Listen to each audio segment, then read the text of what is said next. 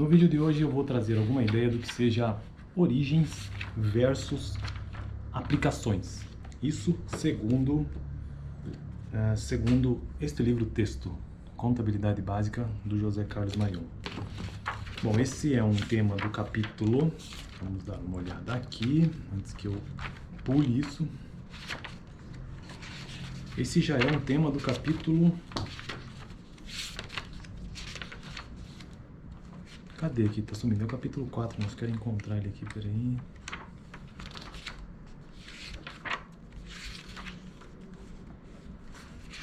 Oxi. Esse é um tema do capítulo 4. O capítulo trata sobre o balanço patrimonial, uma introdução, né? Então, todos os vídeos anteriores dessa playlist, eu tratei sobre o capítulo 3, capítulo 2 e capítulo 1. E hoje nós estamos no capítulo 4 e vamos falar então sobre as origens e aplicações.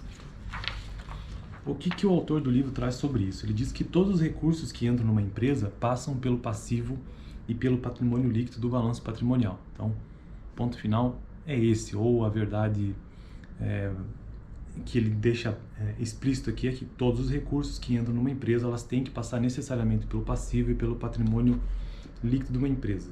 Os recursos financeiros ou os materiais são originados dos proprietários, de fornecedores, dos governos, de bancos, financeiras, etc., que representam origens de recursos. Através do passivo e do patrimônio líquido, portanto, identificam-se as origens dos recursos. Então, vamos lá, o balanço patrimonial ele é dividido em duas partes, o ativo e o passivo. E aí você tem o passivo exigível e o não exigível, como a gente já viu nos vídeos anteriores. O ativo é o conjunto de bens e direitos, e o passivo é o conjunto de obrigações, né? E aqui ele deixa claro que qualquer recurso que entra numa empresa, quando ele compõe ou abre ou compõe o capital de uma empresa, né, como a gente já viu no vídeo anterior sobre o termo capital, o que ele significa em contabilidade, e o termo capital significa recursos. Então, quando uma pessoa física resolve abrir uma empresa, uma pessoa jurídica, ela precisa fazer algum investimento, uma aplicação nessa empresa.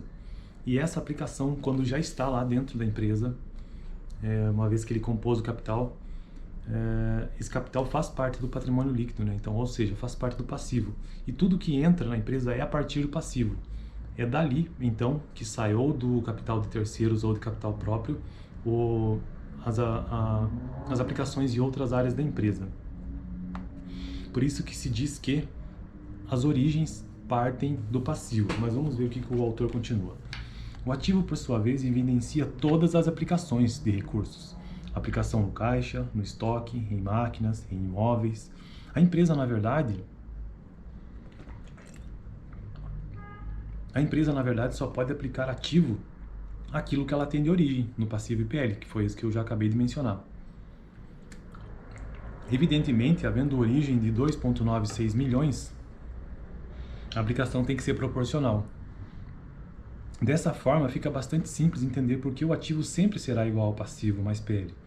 Justamente por isso. Então, sempre que há uma entrada, ou sempre que existe uma origem de capital que está no passivo, quando ele é aplicado, tem que ser aplicado no ativo. Então, tem que ser sempre exatamente o mesmo valor.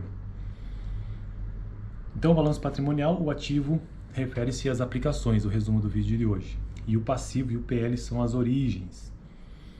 As origens que podem ser de terceiros ou próprios, né, dos sócios. Do terceiro são as origens exigíveis e capital próprio são as origens não exigíveis. Enfim, são as origens de recursos que, quando aplicadas dentro da empresa, quando elas saem da mão de terceiros ou do capital próprio e compõem o ativo, então o ativo se torna uma aplicação. Se o total do passivo mais patrimônio líquido for 294.321, qual é o total do ativo? O total é 294.321. Por quê? Porque, havendo origem de 294.321, só pode aplicar a quantia de 294.321.